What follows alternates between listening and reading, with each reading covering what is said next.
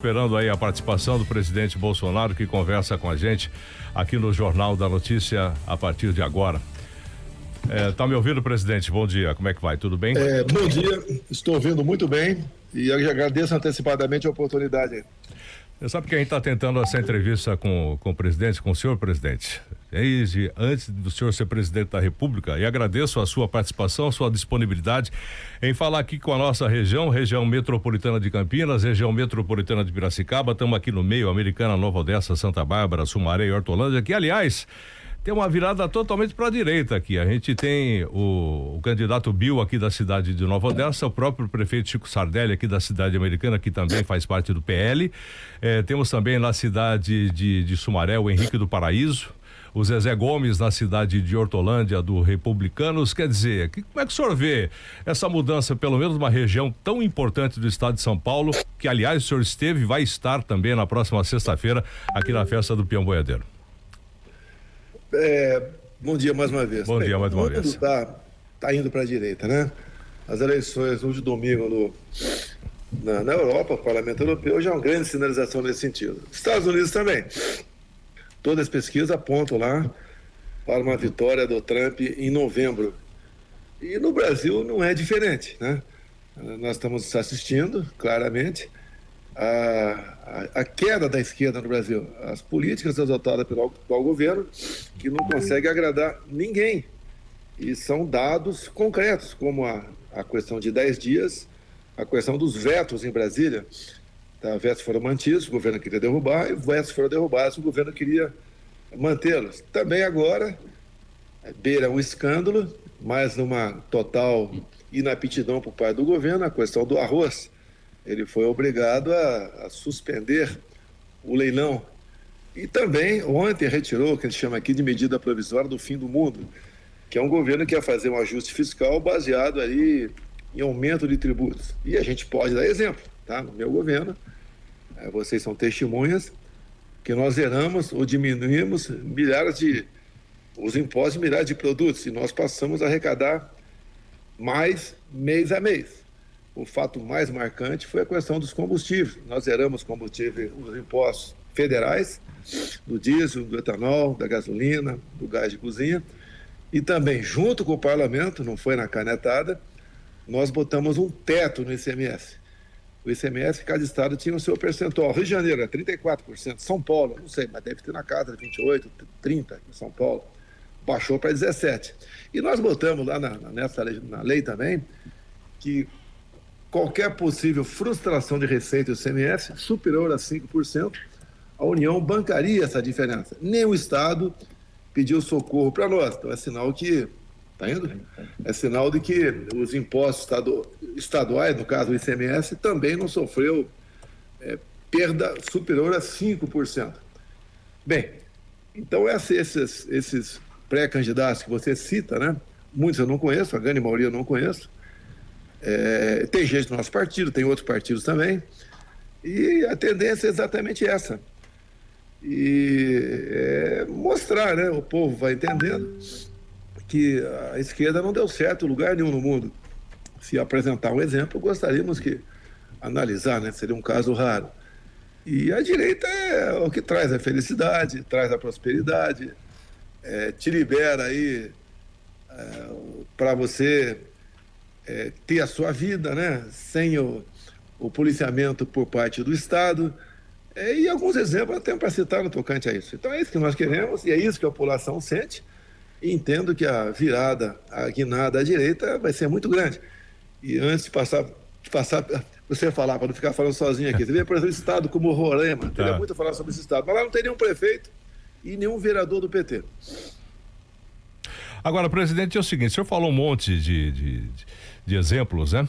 Agora, o pessoal pergunta, a quem o senhor acredita a sua não reeleição? Aquilo que aconteceu, eu falo diretamente aqui no programa, aqui no Jornal da Notícia, que tem mais de 40 anos no ar, dessa urna que eu até hoje não consigo acreditar. Onde o senhor vai? A gente vê, eu tive aqui, inclusive, participando da sua passagem aqui pela nossa região, a quantidade de gente que acompanha, só a anunciar que o presidente Bolsonaro vai chegar, fecha muita gente. E o atual presidente que aí tá, não tem povo. Como é que a quem o senhor acredita a não reeleição? Teve uma participação direta aí do judiciário, do consórcio dos veículos de imprensa. Eu não sei o que acontece. Até hoje o pessoal para e pensa, o que aconteceu, presidente? Primeiramente, você tem que ver como eu cheguei à presidência. A verdade, resolvi vir candidato a presidente no final de 2014. Eu estava cansado do parlamento e queria uma despedida honrosa, vamos assim dizer. Mas não é vir candidato por vir. Eu comecei a andar ao Brasil no final de 2014. Tem até um vídeo no YouTube, né? Em novembro de 14, eu falando que seria candidato. Eu estava lá num evento na Academia Militar das Agulhas Negras em Resende. E comecei a andar pelo Brasil.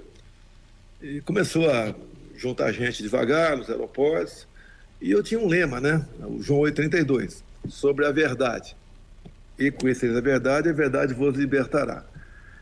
Então esse foi o nosso lema. E foi muito difícil arranjar um partido que me aceitasse, até que apareceu um tal do PSL, que tinha 7 segundos de televisão. Bem, ali teve a facada, em Juiz de Fora. Que, aliás, vamos falar nisso daqui a pouco também, sim, porque parece que a Polícia Federal jogou uma pá de cal agora em cima, presidente. Daqui a pouquinho esse assunto aqui, eu acho que ele é importante, né? Sim. Saber como age alguns setores da Polícia Federal, tá? Não quiseram apurar e foi feito um trabalho muito grande para que não fosse avante essa investigação que chegaria nos mandantes, né? Bem, então eu me elegi presidente da República. Realmente foi algo surpreendente para todo mundo, né? Uma pessoa que vem do baixo clero, como deputado federal, capitão do Exército. Sou criado aí no interior de São Paulo, no Vale do Ribeira. E eu fiz uma coisa que, dado o conhecimento, não foi fácil. É a escolha dos ministros, né? É convite e ele ter aceitado. E pessoas realmente qualificadas. Isso nunca foi feito. Geralmente a escolha de ministros vem por indicação de partidos políticos. Então acabou dando certo. Enfrentamos uma pandemia, uma guerra lá fora. Muita coisa foi feita, poderia falar para vocês. Uma lei da liberdade econômica, os marcos, né, do saneamento, o ferroviário, entre tantos outros.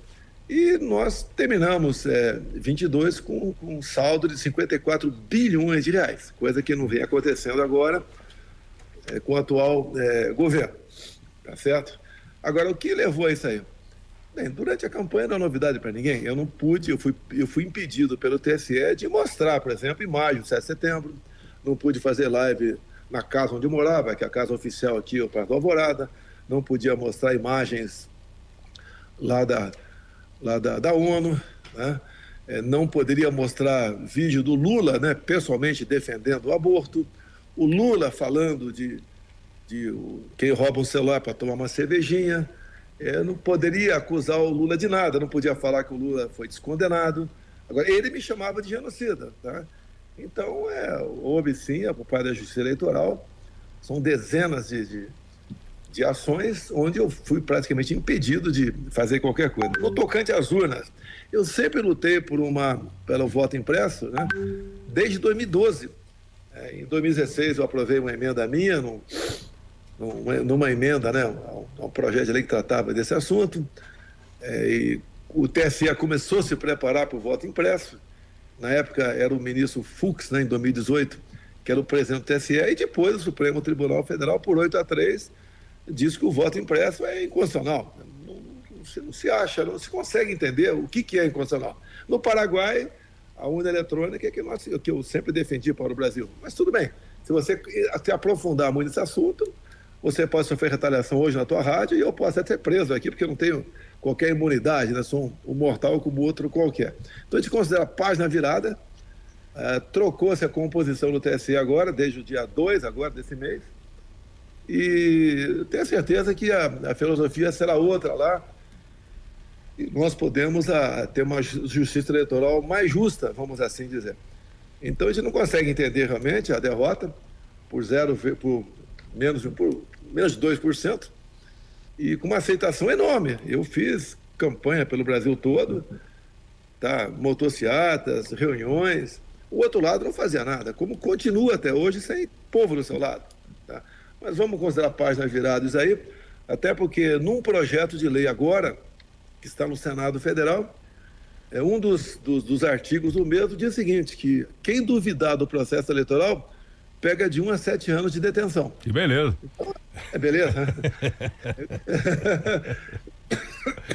Viu, presidente, Você agora... pode criticar tudo, né? Até Jesus Cristo pode criticar, mas se tentar aperfeiçoar o sistema... Bem, vamos lá. Eu acho que um dia a verdade virá à tona, né? Eu evito falar isso aí e vamos partir para as eleições municipais para nos fortalecermos aqui no Brasil. Tá, eu vou trazer meu companheiro para falar um oi pro senhor aqui, o Clóvis Magalhães também vai fazer algumas perguntas, muita gente querendo participar, a gente sabe que o senhor vai estar na próxima sexta-feira aqui na cidade americana. Clóvis, fique à vontade. Bom dia para o senhor, tenha um bom dia. Eu gostaria de saber, senhor presidente, como o senhor vê a inclusão da linguagem neutra nas escolas e também o uso de bandeira nacional, que foi um símbolo que o senhor resgatou lá atrás, por grupos alternativos, como o LGBT+. O que aconteceu na parada gay, por exemplo, em São Paulo? Estamos copiando do tocante às cores, né? A linguagem neutra, nem se discute isso aí. Para ser usada, tinha que ter uma lei federal. Isso não existe. Agora, a nossa língua portuguesa é muito difícil. A gente conversa com gente de outros países, né? Tem muita dificuldade de aprender a nossa língua, por exemplo, que é um dos maiores vocabulários que existe no mundo. Então, isso só vem nos atrapalhar. Hoje em dia, você pega um garoto aí que está na 9ª série, ele não sabe conjugar um verbo, né? Então, vem para complicar, para nos transformar em mais atrasados ainda. Então, deveria ser algo, né, a ser combatido pelo próprio governo federal. Porque enquanto era presidente, o nosso ministro da Educação nem se discutia esse assunto. Isso aí é péssimo para todos nós. No tocante à bandeira nacional, quando eu falei da verdade durante a minha campanha, né, eu também adotei a bandeira. A bandeira tinha sido jogada num canto, pisoteada pela esquerda, e nós resolvemos pegar a bandeira e tê-la realmente como símbolo, né? E tratá-la com o devido respeito. Tanto é que você vê, não só as minhas andanças pelo Brasil, até o pessoal LGBT agora, não sei se é para confundir ou não, né? Mas estão ali adotando a bandeira, parabéns a eles. Essa bandeira é de todos nós. É a bandeira que nos une, né? Como símbolo de nacionalidade. E não é só isso, né? Nós reaprendemos ao longo do nosso governo também a cantar o nacional, com vibração, com prazer, com orgulho. Nós conseguimos resgatar os valores familiares, né? E até nós criamos um decálogo, né, que serve para qualquer um. Eu duvido quem seja contra, mas se for contra, é um direito dele, um item ou outro. Como, por exemplo, respeito à nossa Constituição, respeito à família, a vida desde a concepção, a liberdade de expressão, a propriedade privada, o legítimo direito à defesa, a diminuição da carga tributária, a liberdade econômica, a defesa do agronegócio e o combate às drogas. Algo simples, que isso nos une. Está dentro da grande maioria dos brasileiros esse nosso decálogo aqui, que eu fiz aqui há menos de um ano, mas que fica adormecido. Isso nos une, nos dá um sentimento de patriotismo, e com essa união nós passamos a conhecer o nosso território nacional que era desconhecido. Eu sempre falei, né? Roraima, por exemplo, é um pedaço de terra lá na região norte do Brasil, que é a região mais rica do mundo. Ali você tem tudo, né? Você tem uma tabela periódica embaixo da terra e você tem também um potencial hídrico enorme, que você tem como fazer com que o Vale do Rio Cotingo, por exemplo, gere energia, no meu entender, para todo o Nordeste. É um vale de 12 quilômetros com 600 metros de queda. Então eu comecei a mostrar para o Brasil, né, quem nós somos. Porque a cobiça internacional sobre a Amazônia, até sempre digo, né, ela é cobiçada desde antes do descobrimento. Daí o pessoal não entende. É que nós fomos descobertos em 1500, em 1494 tivemos o Tratado de Tordesilhas, aquela briga ali de Portugal e Espanha, né, período das grandes navegações. E nessa linha vertical, aqui, imaginária, sobre o Brasil, 2/3 à esquerda, a oeste, era de era da Espanha. E nós começamos a romper essa linha com os bandeirantes, né, que seriam, vamos assim dizer, os garimpeiros de hoje, e esse Brasil se transformou nesses 8,5 milhões de quilômetros quadrados. E também, quando você sempre fiz uma comparação de Brasil com Israel. Israel tem o tamanho do menor estado do Brasil, que é Sergipe. Israel, se comparar conosco, 2/3 do seu território, do seu pequeno território, é deserto. Eles podem fazer algum trabalho do agro, né? E 1/3 apenas. Lá a precipitação pluviométrica é menor do que o semiárido nosso. Não tem uma gota de petróleo. Tá? Eles não têm nada lá. E por que o seu povo tem uma vida melhor do que a nossa? Por que tem um PIB por pessoa maior do que nós? Então a gente começa a mostrar isso aí, o pessoal começa a entender por que nós não somos um grande país. Porque lá o pessoal pratica piscicultura no deserto. Como é que eles fazem lá agricultura, por exemplo, uma técnica simples chamada orvalho de Deus? O que seria isso? Eu tinha já pré-acertado com o governo israelense, sempre tive uma boa liberdade com eles, uma operação Rondon nossa aqui. É pegar todo mês, pegar uns 30 garotos universitários e mandar para lá. E cada um vai ali aprender algo tocante à agricultura, piscicultura. A agricultura é algo fantástico, eles têm o botão do transgênico lá, por exemplo. Então, para a gente aprender tudo isso, como os nossos jovens agrônomos aprenderam nos anos 70 com então o ministro Alisson Paulinelli, que foram tomar conhecimento, né, como é a agricultura em outros países, onde passou-se a desenvolver o Centro-Oeste. O Centro-Oeste aqui era quase que um deserto, ninguém queria nada, e passamos a ter o celeiro do mundo exatamente aqui no Centro-Oeste. Você pega Goiás, Mato Grosso do Sul e Mato Grosso. Então isso tudo vai formando ali uma mentalidade nas pessoas, fala assim, não é possível eu viver nessa vida aqui, quando ali em alguns países da Europa o pessoal tem uma vida muito melhor do que a nossa. O que está errado? Está errado são as escolhas. E quando se fala em direita e esquerda, é por aí. Me apontem, né, quem está nos ouvindo, onde o socialismo, o comunismo deu certo. Que daí você me convence. Enquanto não apontar, eu tenho que mostrar exatamente o outro lado. Países onde, né, o pessoal de direita, os conservadores, os que amam a liberdade acima de tudo, conseguiram chegar. Agora, presidente, o presidente pode muito, né, mas não pode tudo, né? Demorou, eu pelo menos estou tentando ver uma equipe econômica, uma equipe de ministros como o senhor montou. A gente demorou muito tempo para ter uma equipe tão competente. O que aconteceu? Essa pandemia lá atrás ajudou a atrapalhar? Porque de repente a coisa poderia ter sido outra se não tivesse pandemia. Olha, o senhor foi pesado nessa história. Virou presidente da República, de cara recebeu uma pandemia de presente. Até falo aqui, o Paulo Guedes é o melhor de todos, na minha opinião, até hoje. Aquela história dos R$900 aí para todo mundo na pandemia. Aí aquela história das vacinas, que de repente muita gente condena o senhor até hoje, aquela história de genocida, né? O pessoal não sabe o que significa exatamente essa palavra. O que o senhor pode falar a respeito desse início do seu governo, que recebeu de presente uma pandemia, e essa equipe, eu considero uma das melhores de todos os tempos?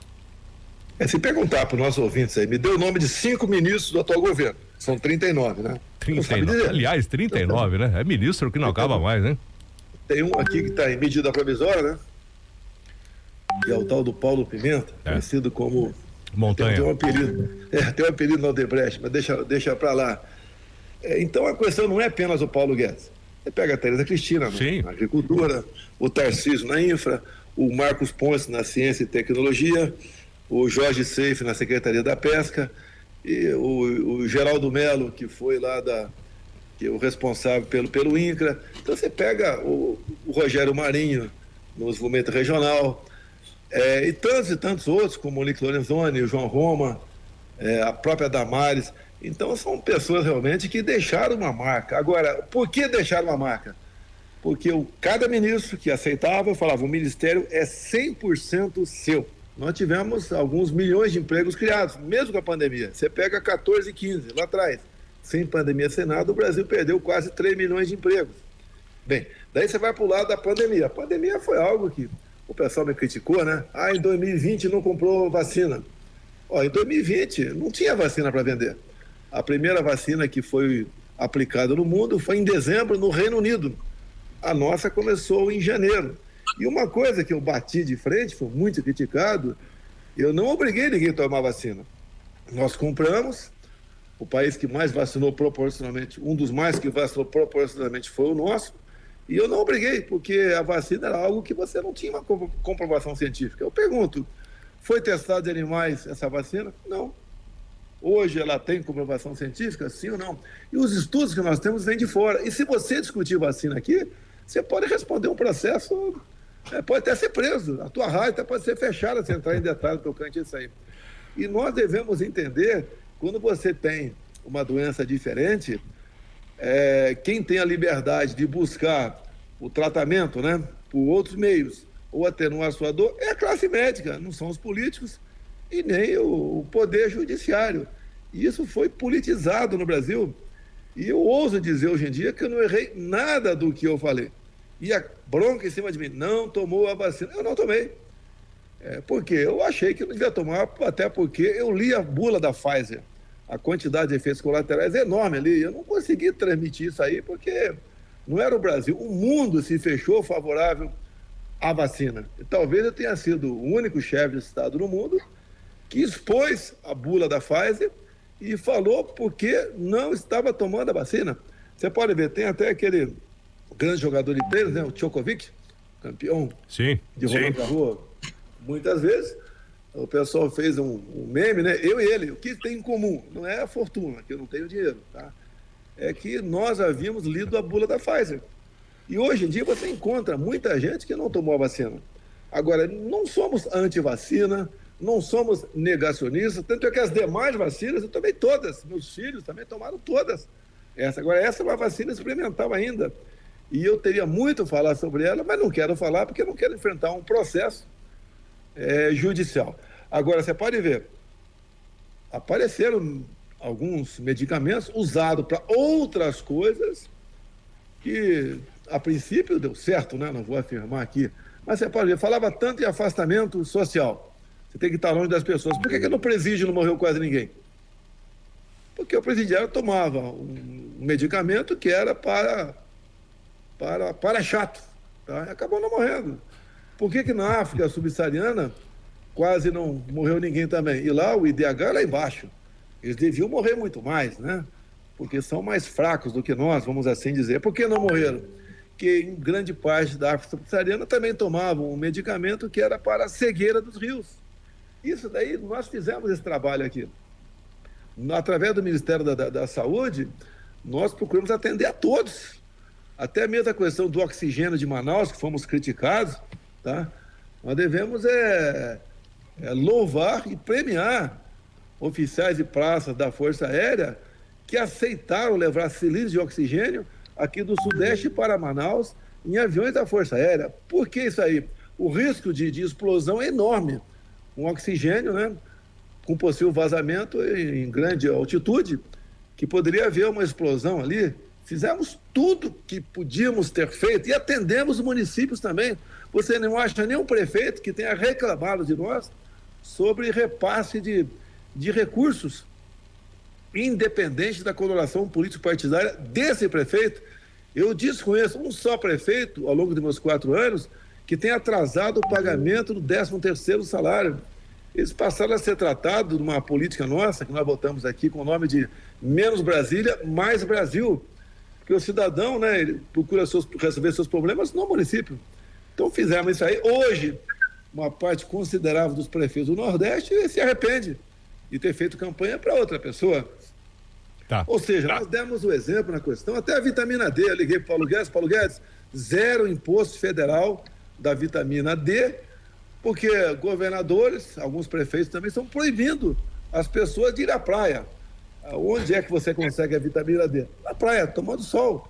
É um absurdo você não deixar a pessoa tomar banho de praia, né? E nós fizemos tudo o que podia ser feito para dar liberdade aos médicos e dar liberdade ao cidadão também para decidir se tomaria ou não essa vacina. Bom, presidente, A gente está com um pequeno delay agora nessa nova reconexão, tá? Só para a gente entender o que vai acontecer.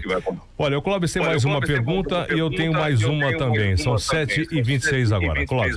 Eu gostaria de saber qual é a opinião do senhor com respeito à saidinha de presos, sendo que algumas entidades são favoráveis à saidinha, como a OAB, instituições religiosas, juristas, advogados e algumas ONGs. E o senhor é favorável à saidinha de presos? Olha, se eu fosse parlamentar, eu votaria para que a saidinha não ocorresse. Quando você não tem um critério definido, começa a cada vez a ampliar mais, e pessoas que, dado o crime que cometeram, não poderiam sair. E muitas das pessoas, quando saem, não voltam, o que é pior, cometem novos crimes. Então isso aí cansou a sociedade e resolveu o parlamento tomar uma decisão nesse sentido. E já houve uma liminar por parte do ministro do Supremo, que a saidinha, né, o fim da saidinha vale para os futuros presos, não para os atuais. Há uma incompreensão por parte da sociedade. O que eu acho que passou na cabeça desse ministro, né? Obviamente, levando-se em conta o conhecimento que ele tem. A lei não pode retroagir para prejudicar quem quer que seja, ela pode retroagir para beneficiar. Então, no meu entender, né, apesar de eu não concordar como cidadão, mas você botando a cabeça no lugar, levando-se em conta a nossa legislação, ele agiu corretamente. Então, parabéns, no meu entender, ao parlamento que derrubou o veto, né? E então, a partir de agora, está valendo, que os novos presos não terão direito a esse benefício lá na frente, já conhecido como saidinha. Agora só os novos. É só os novos, é uma decisão liminar ainda de um ministro do Supremo Tribunal Federal, mas o que ele levou em conta para agir dessa maneira foi que a lei não pode retroagir para prejudicar o direito que ele tinha lá atrás. Tá. Agora, presidente, me fala uma coisa, quais as chances de reverter a sua inegibilidade? Olha só, primeiro tem que saber por que me tornei inelegível, né? Por dois crimes, vamos assim dizer. Um dos crimes porque eu me reuni com embaixadores. Me reuni 5 embaixadores, 2 meses depois que o ministro Fachin, presidente do TSE, também havia se reunido com embaixadores. Então, a política externa é privativa do presidente da República. E, obviamente, eu fiz essa reunião com o embaixador para contestar o que o ministro Fachin tinha falado para os embaixadores lá atrás. Então, esse foi meu crime, né? Reunir-se com embaixadores. Até costumo dizer, eu não fui no Morro do Alemão, no Rio de Janeiro, me reuni com líderes, né, comunitários, que, na verdade, só são eleitos com a bênção dos respectivos traficantes da região. Daí a outra inelegibilidade, porque por ocasião do 7 de setembro, houve 7 de setembro em Brasília, acabou, eu deixei minha faixa lá, entreguei minha faixa para um servidor, e caminhei 100 metros, subi num carro de som, que era o carro de som do Silas Malafaia, e me dirigi, no meu entender, para 1 milhão de pessoas. Uma imagem fantástica, que inclusive o TSE falou que eu não podia mostrar essa imagem por ocasião do período eleitoral. Então, essa foi a outra inelegibilidade. Não tem cabimento você tirar o direito político de uma pessoa por essas ações que nós fizemos aqui em Brasília. Então, foi um julgamento político que eu acho, né, que pode ser revertido, até porque há um clamor popular cada vez maior de nos dar liberdade para concorrer às eleições. E temos um fato marcante, né? O mundo está indo para a direita, no meu entender, o Trump chega em novembro à presidência dos Estados Unidos e tudo começa a mudar, no meu entender. Bom, agora são 7h30. Para a gente encerrar, eu sei que o senhor tem um compromisso muito extenso. O pessoal da região, todo mundo ouvindo, lá da cidade de Sumaré, o Henrique do Paraíso, o vice-prefeito, o pré-candidato também, o Zezé Gomes, da cidade de Hortolândia, juntamente com o Cafu, o prefeito de Americana, Chico Sardelli, também na escuta, candidato a prefeito de Nova Odessa, o Bill, e, enfim, o pessoal também aí de Santa Bárbara do Oeste, o Rafael Piovesan, todos que fazem parte dessa direita aqui da nossa região, na audiência aqui, agradeço muito a participação deles. Agora, essa história do Adélio, gostaria que o senhor falasse a respeito disso para a gente terminar aqui a nossa, porque é uma coisa que não dá para entender. Olha, a Polícia Federal. Sempre eu fui acusado de interferir junto à Polícia Federal. Eu até não tive o direito, pelo Supremo Tribunal Federal, de nomear como diretor-geral um delegado de nome Ramagem, que agora é pré-candidato lá a prefeito pelo Rio de Janeiro. Bem, todos nós conhecemos Adélio, e no dia meia dúzia de setembro de 2018, quando ele deu aquela facada em mim, né? Segundo os médicos lá de Santa Casa, foi um milagre a minha sobrevivência, porque a facada feriu, né, cortou um lado de uma veia muito importante, conhecida como mesentéria. Eu tomei o total 3,5 litros de sangue, foram 5 cirurgias, tenho alguns reflexos ainda dessa questão, mas me considero bem de saúde. O Adélio foi detido no mesmo dia. Tá? Agora você começa a investigar os casos. No dia seguinte, 3 advogados chegaram em Juiz de Fora. Um chegou com um avião particular. E um deles falou que estava lá por questão humanitária, porque poderiam fazer alguma maldade com Adélio. Eu não conhecia advogado samaritano, estou conhecendo agora. Bem, você começa a analisar a vida pregressa do Adélio. Em meados de 2018, ele esteve numa cidade conhecida como São José, em Santa Catarina, onde estava previsto o meu filho Carlos praticar tiro ao alvo. O meu filho acabou faltando, tá? E está registrada a presença do Adélio. A gente começa a perguntar, já que o Adélio era desempregado, segundo a Polícia Federal, quem pagou a passagem para ele para lá? E o que é mais grave, quem deu essa informação que meu filho estaria lá? O que eu entendo? Que ele poderia, já que estaria com dificuldade de me encontrar, né? E até fazer uma ação contra mim, seria mais fácil fazer em cima do meu filho. E matando um filho teu, acredito, né, que você estaria atingindo o seu objetivo. Ia te fazer aí repensar, prosseguir ou não com essa candidatura. Com esse mesmo filho meu, no dia 6 de setembro, tem imagem. O meu filho estava perto de uma Pajero da Polícia Federal, que nós tínhamos direito à segurança da Polícia Federal naquele momento, e ele foi em direção dos meus filhos, devagar, e sem querer meu filho entrou na Pajero. Tá? Um outro fato marcante. O mais marcante de todos, que é lamentável essa declaração do diretor-geral da Polícia Federal, foi que praticamente no mesmo horário da facada em Brasília, alguém tentou entrar na Câmara dos Deputados, né, usando o nome Adélio Bispo. Ou seja, se o Adélio desse a facada e não fosse detido, ele tinha o álibi perfeito para falar, olha, eu estava em Brasília, tanto é que eu entrei na Câmara dos Deputados. A Polícia Federal não investigou isso aí. Se fosse o contrário, igual a questão de joias e de vacina que fazem comigo, né?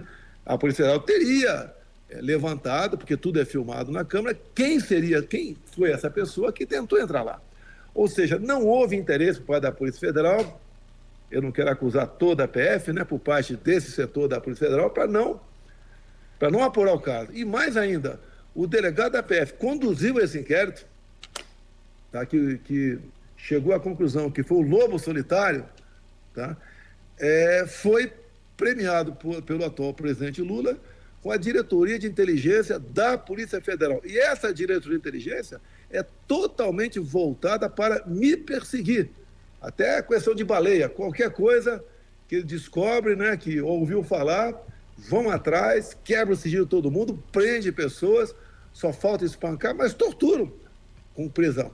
E o objetivo deles foi esconder o mandante dessa tentativa de homicídio, que, no meu entender,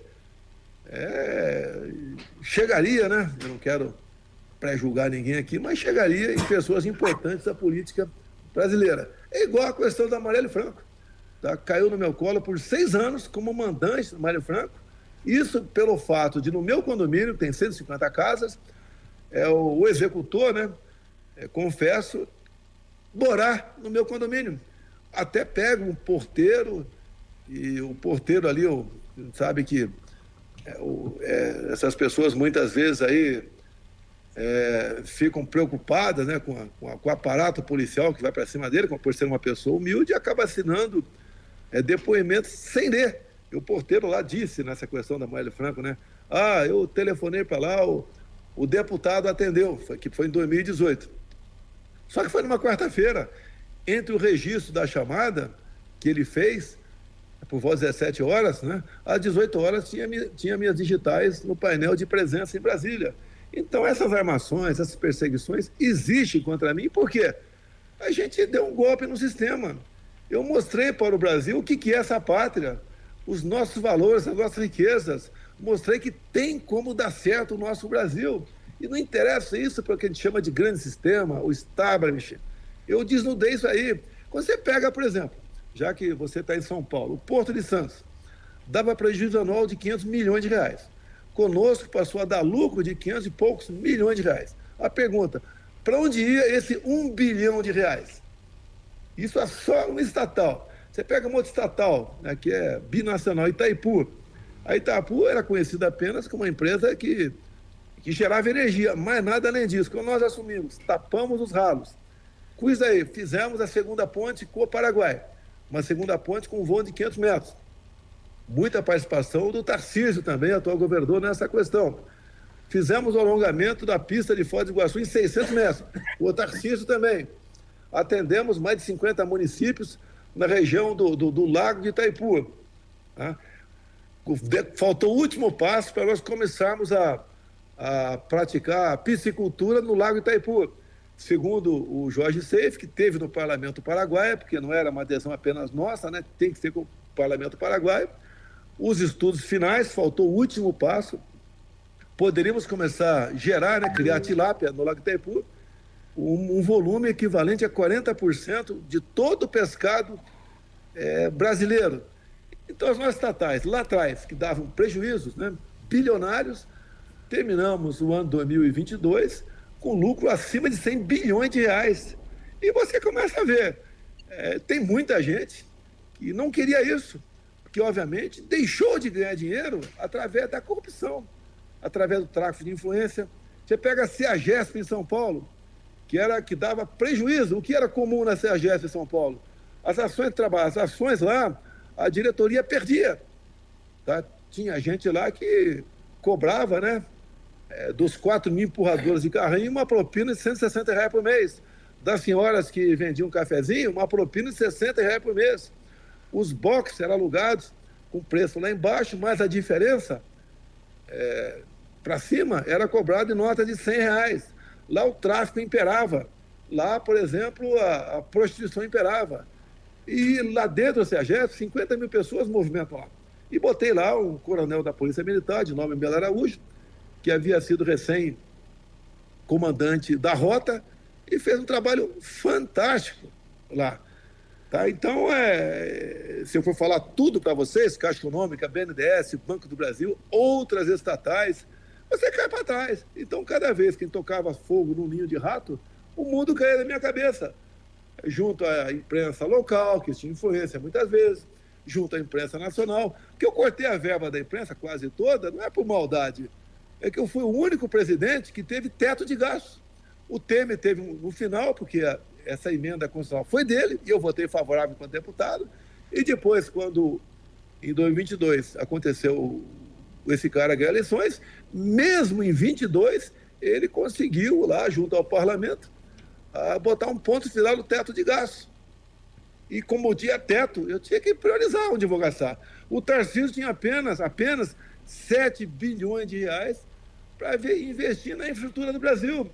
Também aí incluídos os aeroportos e portos. É muito pouco, perto do tamanho do nosso Brasil. Então, toda vez que você mexia nisso, você tinha um problema enorme pela frente.